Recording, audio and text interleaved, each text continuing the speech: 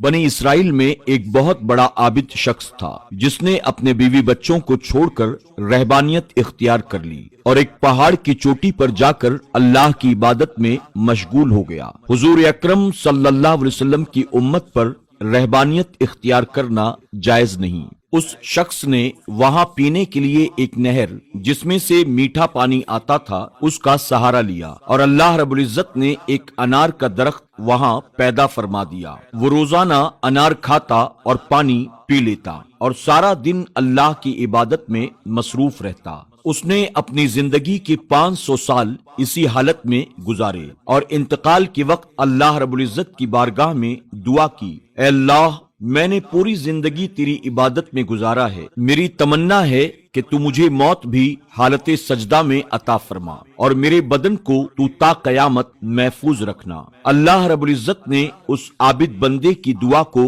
कबूल फरमाया और सजदे की हालत में उसकी रूह को कब्ज कर लिया गया। अल्लाह के प्यारे रसूल सल्लल्लाहु अलैहि वसल्लम ने इरशाद फरमाया कि उसका बदन आज भी सजदे की हालत में मौजूद है और महफूज भी।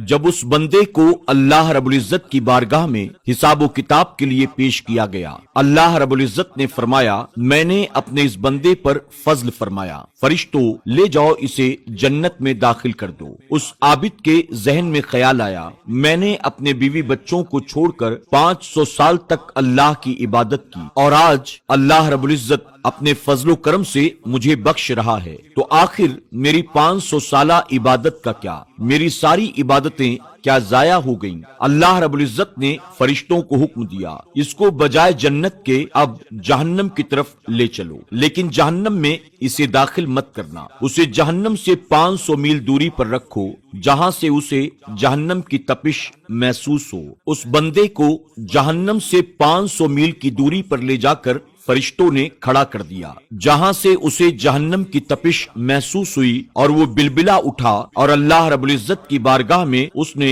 अल अतश यानी प्यास प्यास का नारा बुलंद किया। फरमाया गया कि अचानक एक हाथ नमूदार हुआ जिसमें एक पानी का प्याला था। उस आबिद ने उस पानी के प्याले को लपक कर लेना चाहा। आवाज आई, अगर तुम ये पानी पीना चाहते हो तो तुम्हें इसकी कीमत चुकानी होगी। उस आबिद ने पूछा, क्या कीमत है इसकी? आवाज आई, 500 साल की इबादत। आबिद ने कहा, मेरे पास 500 साल की इबादत है, वो लेकर मुझे ये पानी फौरन दे दो। उसने पानी पिया, उसकी जान में जान आई। अल्लाह रब्बुल इज्जत ने हुक्म दिया कि इसे वापस लाओ। उसे अल्लाह की बारगाह में पेश किया गया। अल्लाह रब्बुल इज्जत ने फरमाया, तूने अपनी 500 साला इबादत को एक प्याले पानी में जाये कर दिया। अब तूने दुनिया में जो मेरे पैदा करदा चश्मे का पानी पिया था और जो अनार तूने खाया था उसका हिसाब बाकी है। हमने तुझे सेहत दी, आंखें दी, सुनने को कान दिए, बोलने को जबान दी,